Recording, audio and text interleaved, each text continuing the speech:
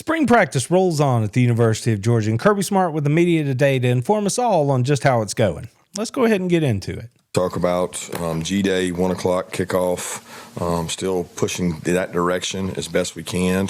The hiring of 2 of our assistants, new assistants on offense, both Phil Rosher and John Lilly will be helping out Coach Bobo and his staff on the offensive side, as well as all of us will be there to help us.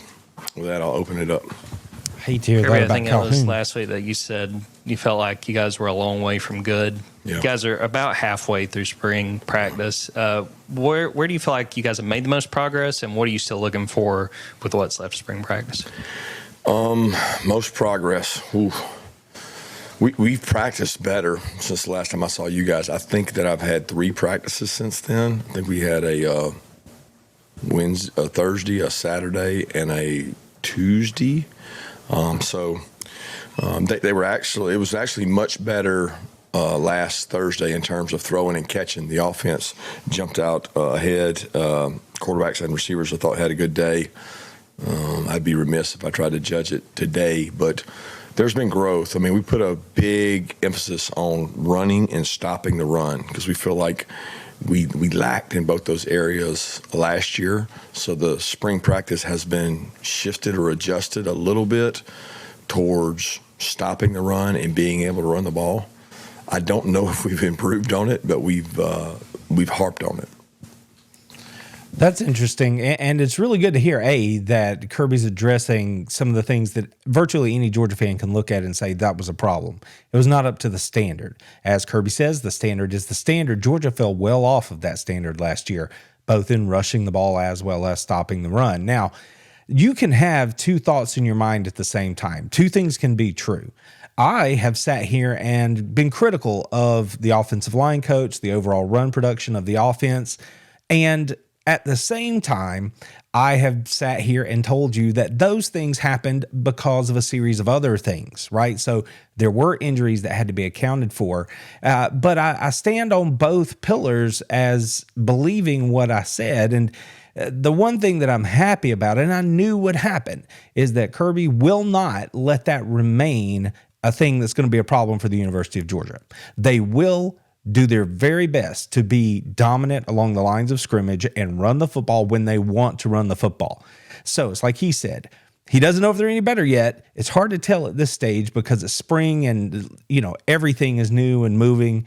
And you've got good on good. So they might actually be improving, but at the same time, because both sides are improving, it doesn't really look like you're improving. So it's a little tricky, but I knew they would address it, and I'm happy to hear that Kirby and his staff are making it a priority here this spring. Coach, what have you seen from KJ this spring after you guys sent, 2 longtime safeties in Malachi and Dan off to the NFL? Out of who, KJ? KJ, yeah. Doesn't become complacent or think that because he might know it the best that he's where he needs to be. There's a difference, right? So intrinsically, he has to be motivated by trying to be great. And he's got to do that every day. He can't measure himself against what we have right now, and we're behind it at that position. Like, we don't have Dan and Malachi, which were 2 really good staples. So I feel like we have like 5 or 6 safeties like in a big group, and right now nobody has jumped out in the lead. So a lot of guys new there. Well, that could be a good thing and a bad thing, having that many guys and nobody jumping out. It could mean that they're all just performing at the same level, and that level's pretty doggone high. So we'll see how that shakes out. But the thing about KJ that he was pointing to there, it comes back to that desire to be great, to show the passion and the fire, right? Because ultimately, you choose to come to Georgia because it's hard, and you knew that when you signed up. So now that you're there, you have to be willing to take the coaching and improve, take the criticism and put it to good use so that you're better next time out.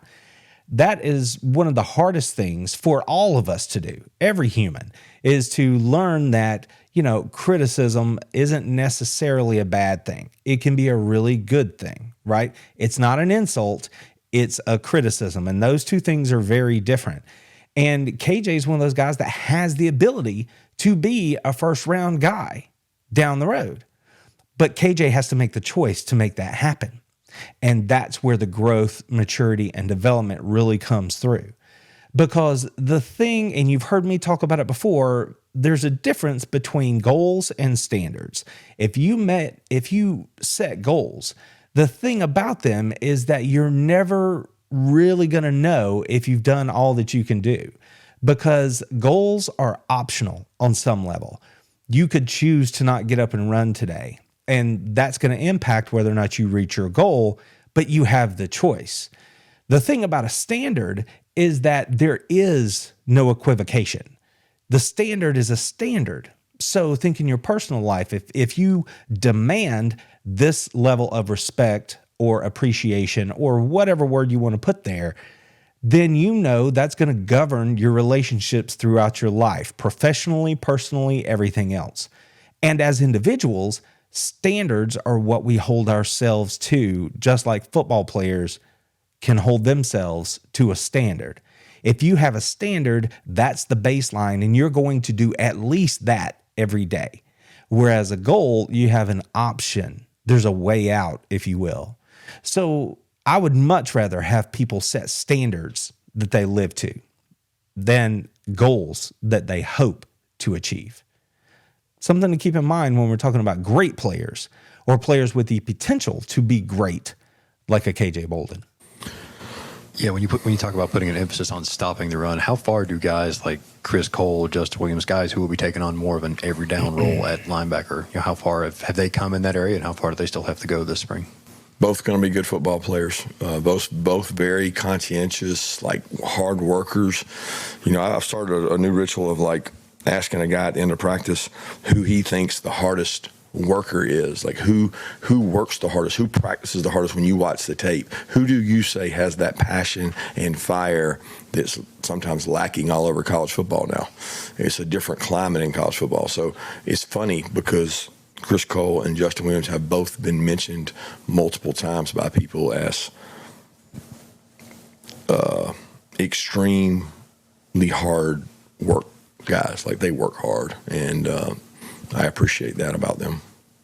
Well, that brings us right back to that standard, because they are the standard bearers. If you're going to assume a role on a team as a starting player, then people are obviously going to have their eyes on you, and they're going to watch how you work. So if these guys are being pegged as, the hardest working dudes on tape when you go back and watch it, then that shows you that they have a standard that they are practicing to every day, and that they are now going to be the beacon, if you will, for other players to be like, I have to reach Justin's standard. And if you do that, that's how you get the whole ball moving forward in the right direction. But honestly, we shouldn't be surprised that players like Justin and Cole are out there working that way, because their recruiting stories told us that they were top level, elite level players. And you don't get to be that way unless you have a certain sort of drive about you.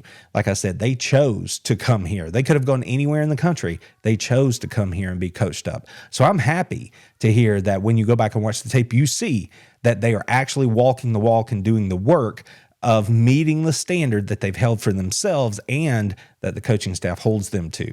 That's only going to lead to good things down the road. Kirby, what have you seen from Gunnar Stockton and Ryan Puglisi, and what is the state of your quarterback competition? Yeah, both those guys are doing a great job. I'm really pleased with where both of them are at. Ryan's taking some reps with the ones. Gunnar continues to grow and get better. I think both those guys are doing a great job. Bing, bang, boom, status quo, there you go. And if you saw my video last week, you know how I feel about it. I think that Gunnar's going to end up being the number one quarterback when they open the season, but I do really, really hope that Puglisi's putting in the work so that he can show up, push Gunnar, and make it closer than the experts think. And if they do that, Georgia's quarterback room will be in good shape, because behind them you have Ryan Montgomery. It's another kid that could have played anywhere he wanted to in the country, and he chose to come to Georgia. So if that room is doing the work necessary, going out there and repping it every day, then everybody involved is going to be better. That's a good thing if you're a Dogs fan. You guys are super young, and outside linebacker Quintavious Johnson's a guy we saw a little bit last season. What have you seen from him during spring practice so far? Yeah, it's like I want him to be ahead of where he is, and he's not, and it's not his fault. Again, he hadn't been here. He's been here a year in 2 months, a year and 3 months. So when you're thrust out there into action against experienced tackles, an offense that moves in motions and you have to adjust, I'm proud of Q. I want to be clear on that, but he has to get better to be at the level of let's call it like it is. He's got to be where Chaz was, or Aziz was, or Nolan was. He's not there. He has the ability to be there, but he is not there yet. And I like Q because he works really hard. And then we got a bunch of young guys at that position. And Gabe's out for the spring, so he provides us depth, but he's not getting work right now.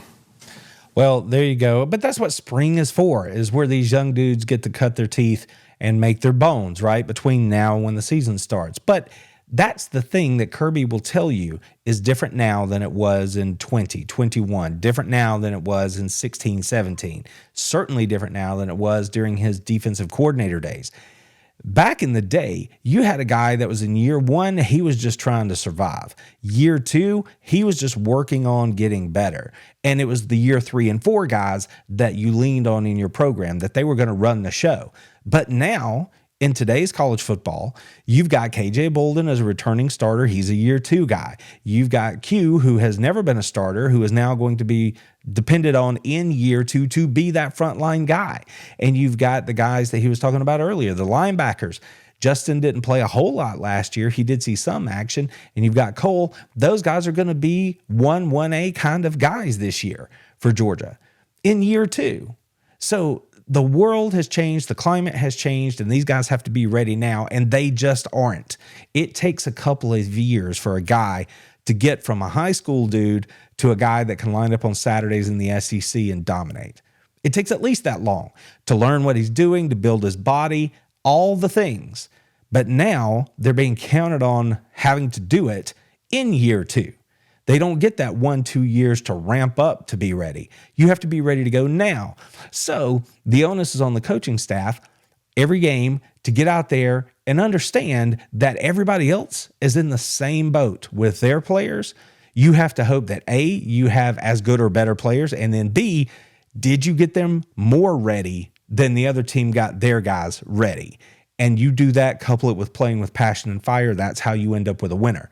So when I talk about things happening in a vacuum and how Georgia still has a chance to be really good in the fall, even though they're so young, that's why. That's the recipe, the formula. That's how you get it done.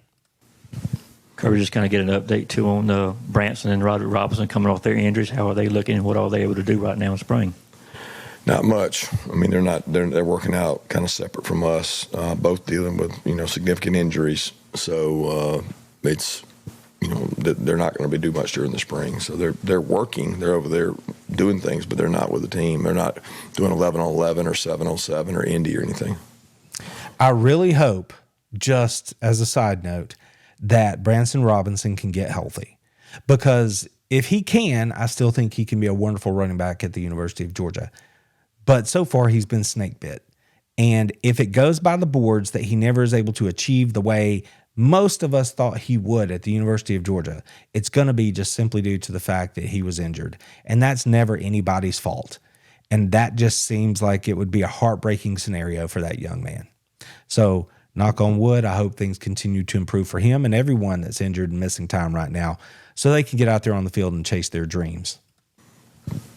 Yeah, what have you seen from Drew Bobo as he takes a step forward, and what makes maybe coaching him unique from any other player you've coached, given the close family ties you have with him? Oh, there's nothing unique about coaching him. He's fun to coach. He works really hard. He's the only player on the team, or at least on the offensive line, that covers down 30 and 40 yards every play. I mean, you can pick out a play in practice, and he's running to the ball. He covers people up really well. He's got great quickness. He continues to work on his strength and power. He's been more consistent with his snaps, and he is bright. He understands what we're trying to do offensively, and he knows where to point, who to work to as an offensive line. And he, Ernest, and Micah are really pushing that group. Monroe's doing a good job too. He doesn't get to go with us, but those three guys are setting kind of the standard for the rest of the O-line. Well, that's important, because if there's one area of the team that really does need some leadership to develop and the older guys to step up and show that they are who we all thought they were, it's that offensive line. So that's a wonderful report to hear about a guy who's stepping into a pivotal role at center in the middle of that offensive line in Drew Bobo. The piece you were just talking about with the hard work and identifying guys post-practice, was there something in your off-season evaluation that made you guys want to emphasize this more in 2025? And what do you have to do to kind of try to bring the rest of the roster up to the work ethic of the top of the roster? Yeah, I mean, it's. I don't know that there's a remedy for getting the middle or bottom of the roster to work like the top. I don't know that they'll ever achieve that. I mean, the goal is to improve the roster and get them to move towards that. But it's some people, they're just not driven like others, right? And our job is to find the right ones. Somebody said to me the other day, like, are you a good motivator? Can you motivate players? And I'm like, well, I'd rather get the ones that I don't have to motivate, because they're self-motivated. It's the greatest kind of player to coach. And we're trying to err on that side more and more.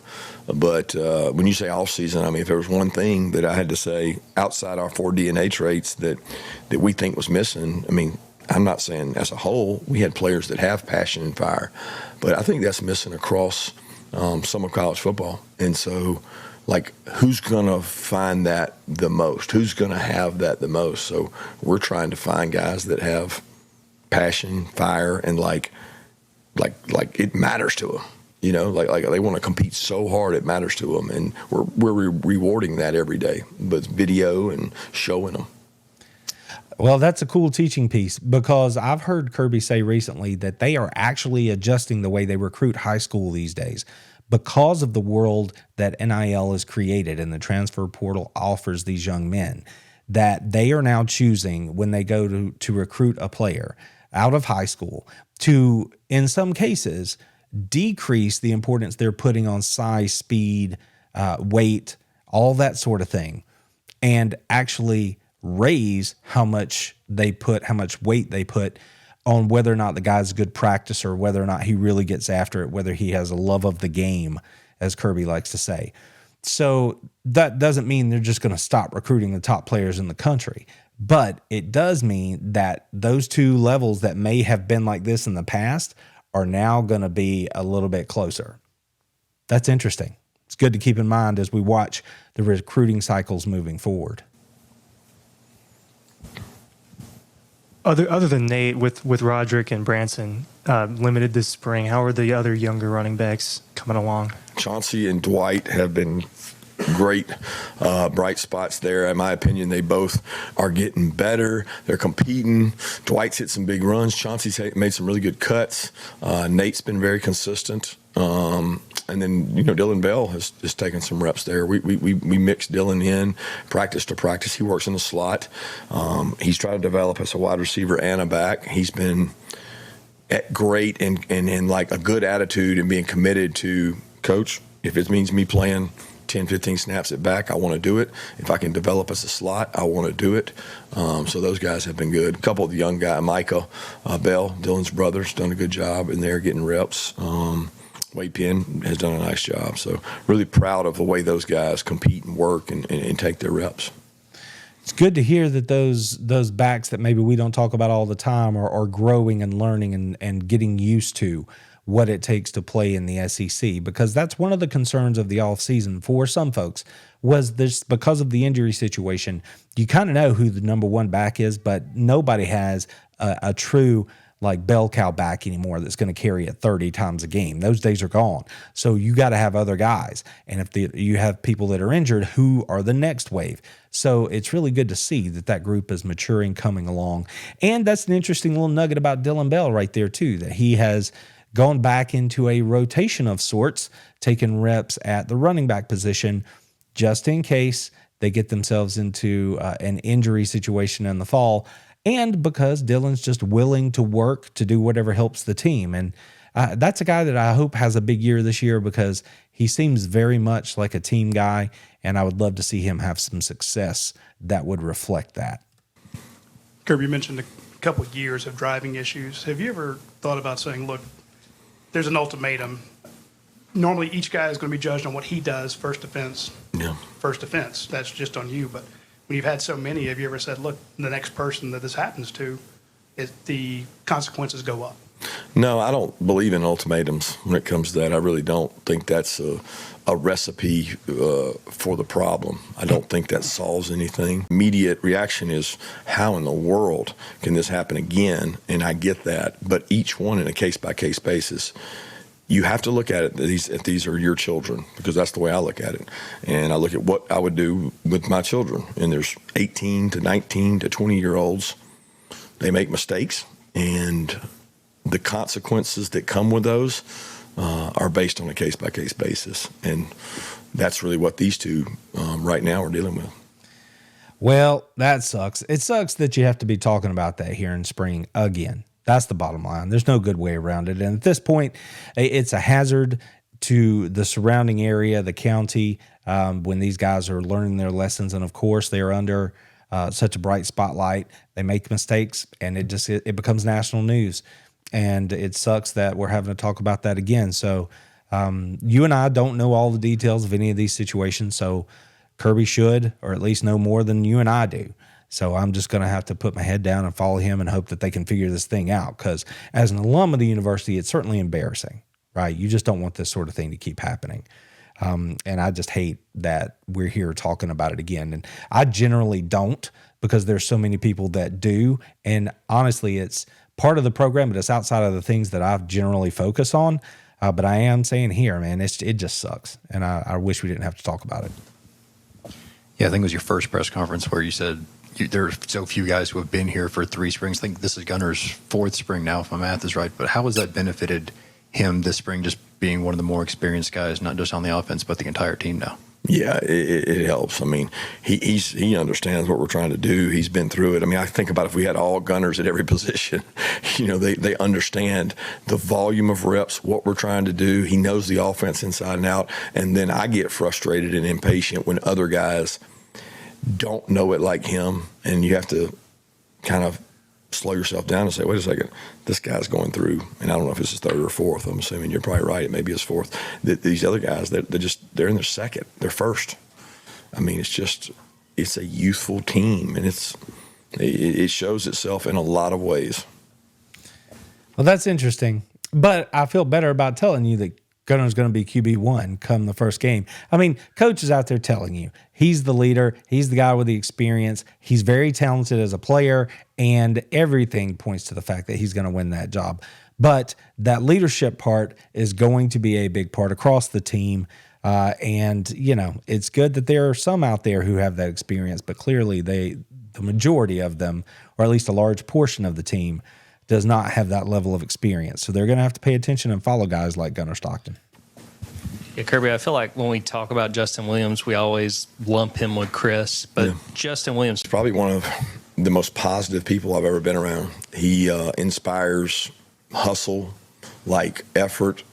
I just love the kid's energy. He's never down in the dumps. He competes. I think that he is the kind of alpha you need at the inside linebacker position. He's gotten better. He's just tried to add some weight. He's still in that, 215, 220 range. I think he wants to be 225, so he's been fighting that. But, man, he competes. And if we're basing our team and our roster and our culture on, like, fire, passion, and energy, he embodies that. So we want to embrace that with him. There you go. Going back to talking to those young guys, stepping up, stepping forward. Yeah, he sounds a little light in the seat, but, you got to get him to the training table, coach. That's all I can say about that. It's good to hear, though, that if you are, like he said, if that's what you're going to base your program on, that you've got guys like him that are stepping up and leading the way.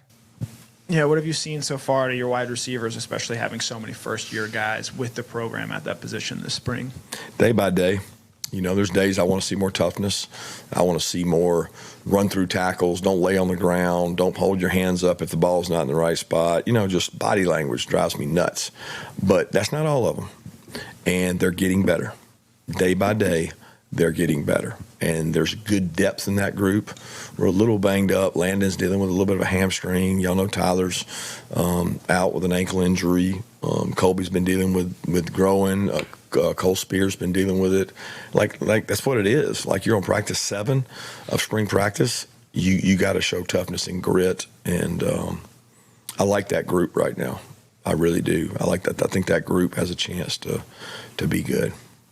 All right, Georgia fans, that should make your ears perk up.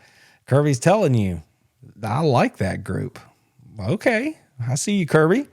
I do hope that injuries aren't a problem, and it is interesting to hear him say that it is now a position that is one that they're not necessarily worried about when it comes to depth, that they seem to have good depth in the room, and that's a really good thing. I'm old enough to remember when Georgia had, nothing but fourth string walk-ons. I mean, fourth string among the walk-ons that were able to go out there and line up at wide receiver. So it's good to hear that there are bodies in the room and that they're getting better every day.